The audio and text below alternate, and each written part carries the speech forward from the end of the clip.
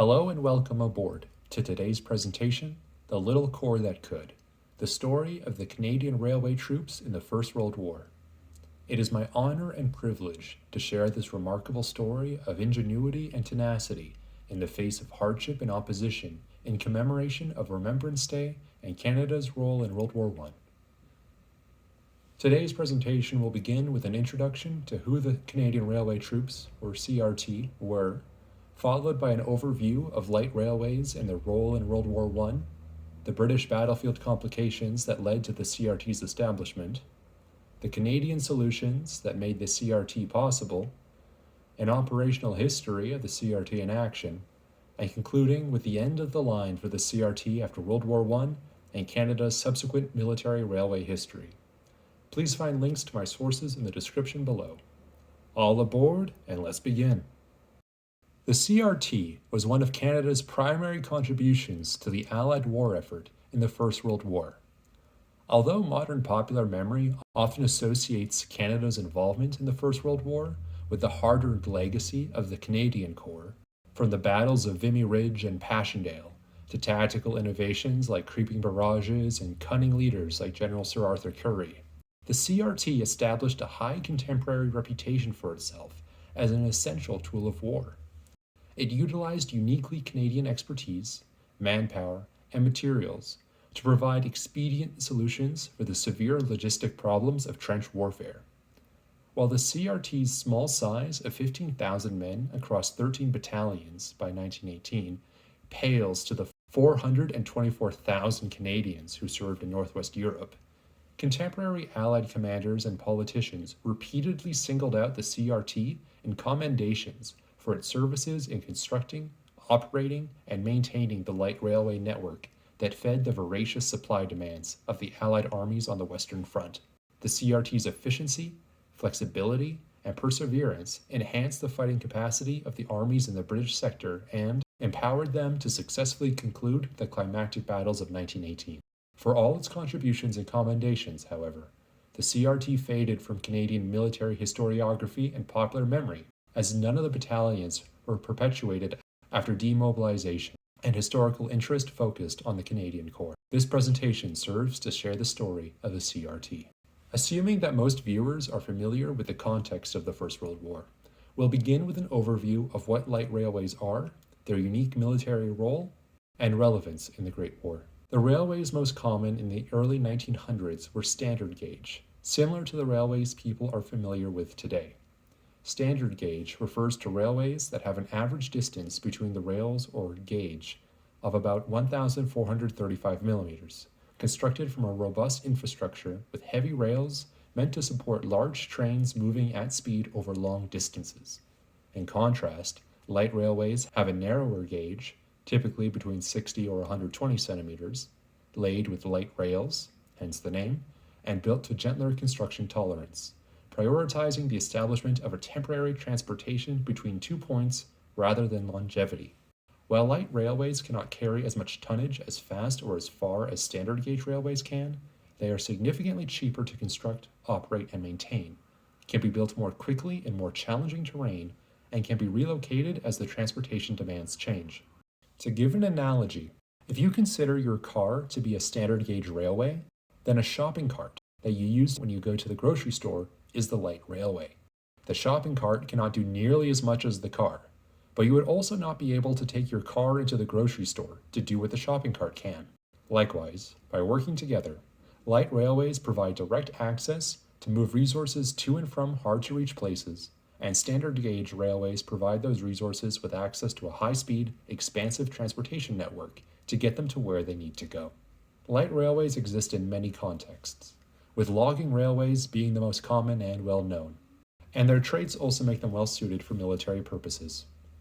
The primary function of a military light railway is to weave a dynamic and reliable transportation network to deliver troops, ammunition, and other supplies from the more sturdily built but expensive and inflexible standard gauge railheads to points closer to the front. A military light railway system typically commenced from where the standard gauge line's railhead ended at a supply dump kilometers behind the front line, and extended up to the very rear trench line, where it interchanged with the tramways of the combat units. Each railway car typically carries over 3 times the tonnage that a single truck can hold, which relieves the roadways of an enormous burden of traffic, in addition to a savings in manpower, as a single locomotive crew can now carry multiple truck crews. Light railways were therefore highly adapted to meeting supply needs in the rough battlefield conditions that emerged in World War I. The Germans, infamously inclined to maximize railways for military advantage, were early adopters of military light railways with their Heeresfeldbahn units in the late 19th century, and achieved successful results. On the other side, the British War Office was largely predisposed against military railways of any kind at the outbreak of the war. The British War Office had anticipated that wars in the 20th century would be offensive wars of movement that favored the flexibility of horses and motor vehicles over the perceived rigidity of railways. This was codified through the Army Regulations of 1913 that sanctioned trucks as the officially approved transportation method to move supplies to the front line. The French General Staff had also assumed responsibility for all railways on the Western Front upon the declaration of war, which further diminished the British interest in military railways and left the 6 British engineer railway construction companies with little to do. This sentiment meant that when Angus MacDougall, a Canadian railway contractor from Vancouver, requested permission to raise a Canadian light railway construction unit in October 1914 to match Canadian capacity with MacDougall's perception of an upcoming British transportation need, he was denied. We will revisit MacDougall's proposal in more depth later, but for now suffice to say that the War Office's rejection was on the grounds that the war would not last long enough to merit such construction. A 500-man strong Canadian Overseas Railways Construction Corps, or CORCC, was authorized, but only for the purpose of maintaining the existing French standard gauge rail network. The War Office reconsidered its stance on the utility of military railways once the stagnation and devastation of trench warfare and mounting logistical challenges countered its earlier perceptions. By November 1914, the front had stagnated into trench warfare. Unlike previous wars, the First World War was a war of intensive supply consumption, meaning armies could not live off the land and were in constant need of resupply of munitions and supplies. Trench warfare subjected the roadways leading to the front to heavy usage, a constant artillery bombardment specifically aimed to cut off those roads, increasingly inclement weather as winter approached. Those muddy, shell-damaged roads made it difficult for horses or motor vehicles to navigate, let alone bring a constant stream of supplies to the lines. While the British Army worked hard to maintain those roads, battlefield assessments found additional limiting factors. Horses put too much strain on the logistics system because they required up to 10 times the nourishment that humans did, while motor vehicles bogged down too frequently on ever-eroding muddy roads and took manpower away from the front line. The War Office accepted the magnitude of the British Army supply problem in mid-1916 when it attributed the failure of the Somme offensive to achieve a breakthrough to the lack of an adequate logistic chain. The reliable transportation of a high volume of men and material to the front was critical to sustain a war of attrition, and this volume could only be achieved by rail. The French rail network had demonstrated itself to be reliable, but incredibly insufficient. The French lacked the locomotives, rolling stock, or trackage to meet the needs of its own military, let alone that of its allies. For example, the British 3rd and 4th Armies had required between 58 and 70 trains worth of supplies daily during the Battle of the Somme. Yet the local Kenda-Achou standard gauge line could only handle 15 trains a day. On top of these issues with the existing rail network, the material cost, vulnerability, and manpower requirements to extend and operate these lines closer to the front were prohibitive, meaning an alternative was required, and urgently so. The War Office had begrudgingly started to accept that a quick breakthrough was no longer on the brink, and sought a better solution to its transportation needs. The War Office concluded that the construction of light railways was the only practical means of reliably delivering a steady stream of supplies to the front lines. In 1916, Sir Eric Geddes, Deputy Manager of the Northeastern Railway, was appointed Director General of Transportation by the Imperial General Staff and made responsible for improving the transport and supply situation. He responded by placing all transportation systems under one central command, and then prioritized the construction of a new railway system. A new railway policy was published in March 1916, formally introducing light railways into the British military. Construction of an intensive light rail network was authorized in August. However, once this need for an expanded rail network within the British sector had been authorized, it was then found that too few British railwaymen were available for the task. Over 100,000 British railwaymen had enlisted at the outbreak of the war, and they and their military expertise had suffered a high rate of attrition after 2 years of combat. By mid-1916, those experienced railwaymen who were still in arms could not be spared by their units. Sir Geddes, who was personally familiar with Canadian expertise in railway construction, particularly in its numerous transcontinental lines that crossed the mountains of Western Canada, recalled and revisited MacDougall's proposal from October 1914 regarding the construction of light railways to meet logistical challenges. Angus MacDougall was a Vancouverite railway contractor. He had argued to the War Office in his 1914 proposal that Canada's lengthy experience in mountain railroading readily translated to building trackage in the harsh conditions of modern battlefields. He posited that modern warfare required a constant flow of supplies, and recognized that it was better to make a transportation network that was temporary and flexible to deliver supplies today than to focus on a permanent, robust infrastructure. He wrote, "In no country in the world can semi-permanent railway structures be built with greater speed than in Canada. This is the result of experience gained in building thousands of miles of railway with the most efficient and modern machinery. The European engineers had very little experience in this class of work due to the practice in Europe being to always build permanent structures. It would seem that the experience thus gained in the operation of lines over temporary structures with a regular and incomplete roadbed would be in a large measure analogous to conditions likely to be met with in keeping up communication with an army advancing over a country in which the enemy had wrecked existing structures and partially demolished the roadbed. It is therefore suggested that a corps of specially trained men, organized in such a way as should be deemed advisable, would be a valuable adjunct to the proposed second contingent." Unquote. MacDougall had personally lobbied to Canadian Prime Minister Robert Borden that for a relatively minimal investment, Canadian railwaymen could, quote, "assist to win the war out of all proportion to their numbers," unquote, by utilizing their expertise to simplify logistic systems through the expedient construction of light railways along the front. The War Office had declined MacDougall's proposal, but each of his points were independently verified by the War Office after the Somme offensive, after all their means of transportation had been tried. Indeed, of all the Allied combatants in 1916, Canada was one of the most qualified to handle the task of expanding and improving rail operations on the challenging Western Front. Canadian railwaymen had laid more tracks than any other member of the British Empire, and in doing so had developed expertise in the construction of temporary lines and structures in difficult and hazardous conditions. Canada also still had thousands of skilled railwaymen available for recruitment, as the volunteer nature of the Canadian Corps, at least as of late 1916, had not yet forced them into the infantry, unlike how their British counterparts had been in 1914. Coincidentally, Canada also already possessed much of the necessary construction materials and rail equipment to sustain such a unit. Hundreds of kilometers of usable trackage had been salvaged following the nationalization and downsizing of the redundant Canadian Northern and Grand Trunk Pacific Railways into the Canadian National Railway, CNR. The Canadian Pacific Railroad, the CPR, was also generous in its provision of vital heavy construction equipment to the armed forces.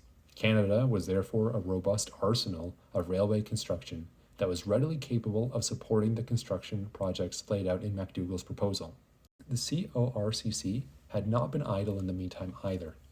Its first assignment had been to the 2nd and 5th Divisions of the Belgian Army in Alvergam, where it was tasked with a variety of construction assignments. These included a horse-powered tramway, and although it was more reliable than the roads, the CORCC had continued to advocate for the construction of a more extensive light railway network. This had been declined because High Command had still believed that a breakthrough was imminent.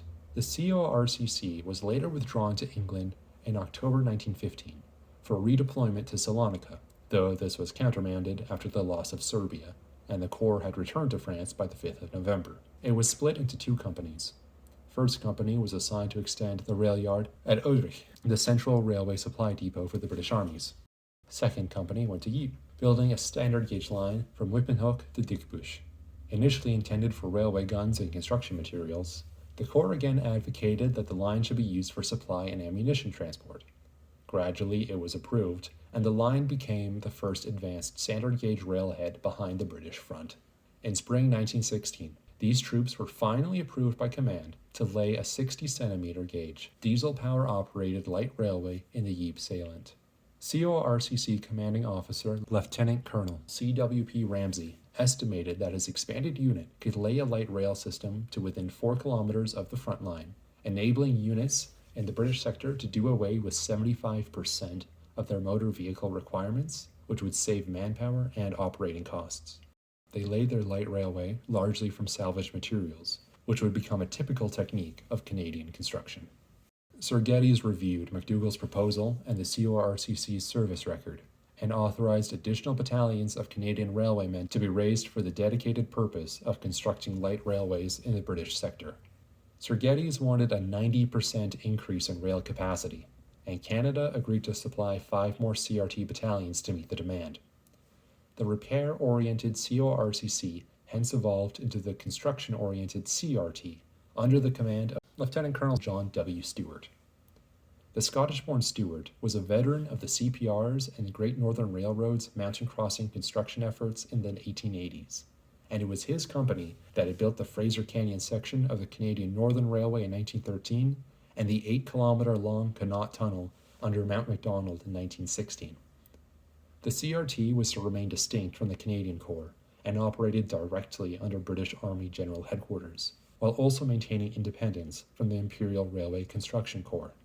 The ongoing downsizing of the CNR provided a steady stream of recycled and expendable construction materials, and the Canadian government was able to secure even more modern construction equipment from the CPR.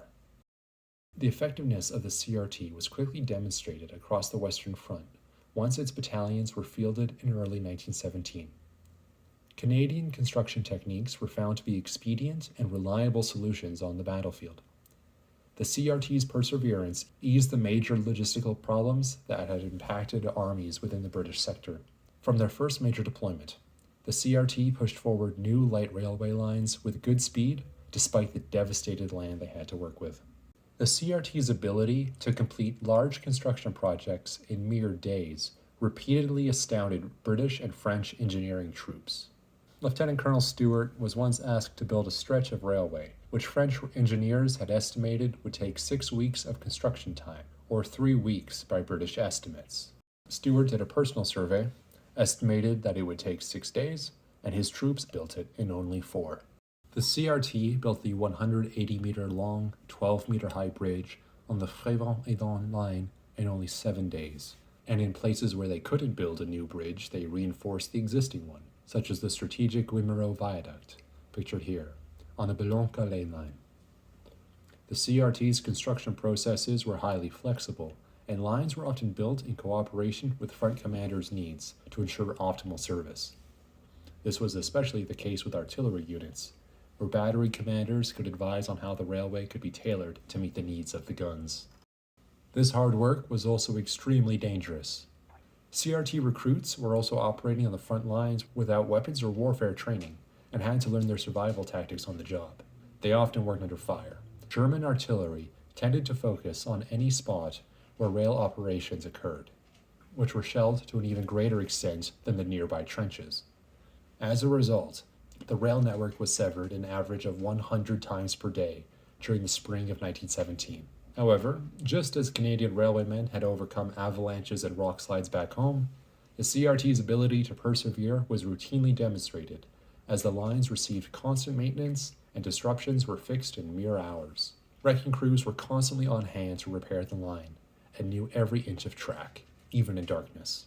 The work was so demanding that the crews were allowed 1 day off out of every 3. The work still took a heavy toll on the men. The majority of the men enrolled in the CRT were older and not as in good physical condition as the troops in the frontline units, and shell shock was a prominent problem. However, morale held high throughout the war, and the chief complaint was derailments, not shellfire or gas. Wherever the CRT went, vital supplies would reliably follow, and on one day in the summer of 1917, for every German shell that landed by a light railway line, the CRT moved 1,000 shells towards the front. When the Germans pulled back from the Somme in early 1917, They conducted a retreat that included a near total dismantlement of their extensive Heeresverband network. On 20th of March 1917, the 1st and 2nd Battalion CRT surveyed the captured German railway lines from Achet-le-Grand to Bapaume and found that 75% of all ties and rails were gone and the supporting infrastructure destroyed. The CRT, under intensive shell fire, rebuilt the water supply system in 2 weeks, restored partial rail service by the 8th of April, and rail operations were fully restored by the 30th of April. The CRT pioneered its abilities to construct new trackage and pace with advancing infantry during the Battle of Arras, while serving with its Canadian Corps brethren at Vimy Ridge. There, for the first time in military history, a military railway transported supplies forward and evacuated the wounded back before the track had even finished being laid. By the end of the first week, trains were already running ammunition to the top of Vimy Ridge, and the CRT laid almost 100 kilometers of tracks by the end of April. The muddled outcome of the offensive intensified the demand for higher rates of supply transportation for future offensives. This accelerated the development of light railways in the area of the British First Army, and the supply tonnage delivered by the CRT increased from 500 tons per day in March 1917 to 6,000 tons per day in September. Actions during the Battle of Passchendaele further reinforced the CRT's ability to construct lines where the ground was completely destroyed and otherwise impenetrable by transportation. Artillery units that were close to CRT trackage were consistently able to replenish ammunition stocks quickly and provided dependable fire support to frontline units without delay. As a result of these accomplishments, many commanders in the British sector had come to rely and insist upon the CRT's services for success in their sector. The CRT was even considered by some field commanders to be Canada's primary contribution to the war effort. British Field Marshal Douglas Haig declared that, quote, he had the honour to request that as regards Dominion forces, precedence should be given to railway troops over drafts for fighting units, unquote. 5 additional battalions were authorized in March 1917, and all were operational by the end of June. This rapid mobilization was made possible by integrating Canadian infantry units that would have otherwise gone towards mobilizing the 5th Canadian Division. This should not be considered as a slight against the Canadian Corps' performance, but a testament to the recognized quality and importance of the CRT's contributions to the overall war effort. The CRT's skills and experiences contributed to its pivotal role during the climactic battles of 1918. The CRT's light rail network achieved peak efficiency in February 1918, when it moved 205,000 tons over 1,342 kilometers of track. But the remainder of 1918 would challenge the CRT to sustain an unprecedented level of mobility. During the March German Spring Offensive, the Kaiserschlacht, the veteran CRT demonstrated its flexibility and capability to perform additional duties on top of its primary transportation role. CRT units brought supplies to the trenches until the last line units had left, and enabled the evacuation of soldiers, wounded, and supplies, sometimes just ahead of the advancing Germans. The Germans overran much of the CRT's network, and while the CRT was adept in construction, it was not well versed in destruction. The CRT salvaged what it could and detonated 160 kilometers of track, but the Germans managed to capture over 900 kilometers of trackage and $10 million worth of railroad equipment during the opening days of their advance. The D. Ironhorst CRT allocated 7 battalions to assist the rush to construct new trench lines and fortifications, a massive effort that was placed under the supervision of the CRT's own Lieutenant Colonel Stewart. Additional CRT troops were hastily armed with spare Lewis guns and placed in reserve to form the defense of Amiens until New Zealand infantry could arrive to relieve them. Several CRT battalions even ended up engaged in combat operations. The 2nd CRT Battalion mounted a successful fighting withdrawal at Lys alongside the remnants of a shattered Portuguese division, and managed to salvage vital construction materials during its retreat to Villers-Pertinent. The 11th CRT Battalion was the only Allied unit available to defend the strategically vital bridges over the Merville Canal, which would have severed the British line from Arras to the North Sea if taken, and successfully held the bridges until relieved. Field commanders generally agreed, however, that the CRT's restoration of reliable rail operations was of greater importance than its participation in ad hoc combat. The CRT had performed its primary duty well during the offensive. It had kept frontline units supplied up to the moment they withdrew, and expediently evacuated soldiers and supplies to new defensive lines. Lieutenant Colonel Stewart rose to the rank of Major General and was subsequently given responsibility for all civil engineering projects in the British sector. The CRT recovered its losses and was soon to perform a critical role in getting the Allied armies moving forward. The CRT was given responsibility for the construction, maintenance, and operation of the majority of light railways on the Belgian, Commonwealth, and Portuguese fronts. The War Office realized after the spring offensive that the German military was exhausted, and the war was about to become mobile again. The CRT's actions during the 100 Days Offensive was the culmination of its expertise, ingenuity, and perseverance. By August 1918, the Allies had the advantage as the aggressors for almost the first time in the war. The CRT helped them make use of those advantages. The CRT's robust rail system meant that the Allied commanders could initiate attacks at their discretion and adequately support them with manpower and supplies on battlefields where no other means of transportation could go. The War Office decided that the Germans were spent, for real this time, so it was decided to prioritize standard gauge trackage to achieve the tonnage ratings needed to support set-piece combined arms battles at a pace that could match the rate of advance to conclude the war. The CRT focused on keeping trains moving towards the front as quickly as possible, exemplified by the rapid construction of the massive 40-meter-long trestle at Denain. Working alongside Australian pioneers, the rate of construction meant that standard gauge railheads often connected directly to the trench tramways. These processes kept supplies within reach of the advancing armies and helped the offensive to maintain its momentum.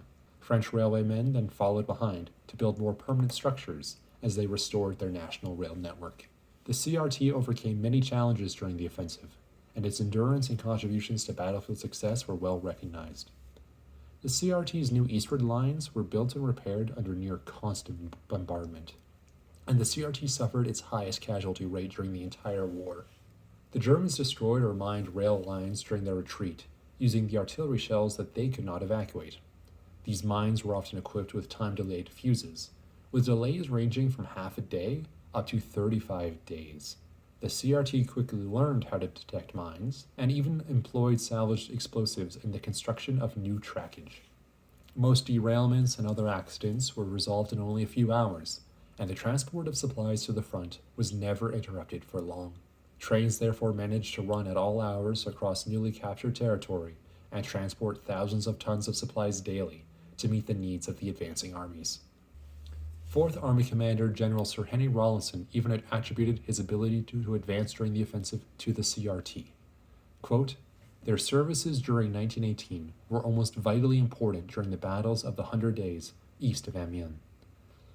The rapidity with which they got the line through from Villers-Bretonneux to the Somme has always filled me with admiration, and it was largely owing to their industry and enterprise that my army was able to advance from the line of the river to the attack on the main Hindenburg line."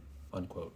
These accomplishments demonstrated how the CRT had enabled the Allies to fight and sustain a war of movement on a grand scale that finally brought the First World War to a close. After the war, the CRT continued to, as historian David Guay writes, quote, "work hard until they had worked themselves out of a job." Unquote. It reconnected the French and German rail networks in November 1918 and spent 7 months transporting supplies east and repatriating soldiers west. By the end of 1919, the men of the CRT had laid over 3,200 kilometers of track, the equivalent of a line from Montreal to Kamloops, suffered 1,977 casualties, and earned 489 decorations. It also received numerous letters of praise from field commanders. Major General Sidney D.L. Cruikshanks, Sir Getty's successor as Director General of Transportation, understandably declared that the CRT was, quote, "an example of what can be done under difficult circumstances and record time by those who know how to do it." Unquote. Prime Minister Borden even used the CRT as the exemplar of Canadian military professionalism in a wartime speech to the British War Office, rather than the Canadian Corps. Just as MacDougall had predicted, the CRT had made a positive impact on the Allied war effort for a relatively minimal investment in manpower and material. The CRT formally demobilized on the 1st of November 1920. at which point it had 14,877 men in its ranks. These CRT battalions were not perpetuated, as there was no further need foreseen of them in the post-war military. When the Second World War broke out, Britain and Canada had a similar back-and-forth negotiation about deploying military railway units as they had in the First, but now with the positions mirrored. The British had maintained studies of the CRT's performance record and immediately requested Canada to mobilize railway units. But Canada demurred for numerous factors. These included rising commitments to managing the British Commonwealth Air Training Plan and the logistical needs around reorganizing the 1st Canadian Division for deployment and the raising of a 2nd Division to follow. The fall of France in June 1940 made the immediate need for railway troops disappear. By the time Britain requested trained Canadian manpower to man British railways in 1942, many had already enlisted in the Canadian military and could not be reassigned. Eventually, 1,296 men were raised to form No. 1 Railway Operating Group Royal Canadian Engineers in May 1943, which assisted railway operations in Britain before being deployed to Northwest Europe in August 1944. These Canadian railway troops performed its work successfully, though less infamously than their First World War predecessors, through to late 1945. On the 10th of October, 1945, all railway duties finally ceased, and Canada's military railway history faded soon after. The Canadian railway troops' performance in World War I was an essential contributing factor in the Allied victory and a successful employment of Canadian expertise and capabilities to the war effort. Once the War Office had realized the need to build light railways to meet pressing supply demands, the CRT was able to quickly apply Canada's experience in railway construction to the battlefield. During the CRT's time on the front lines, it managed to overcome challenges and dangers in the field, as it exceeded the expectations of commanding officers.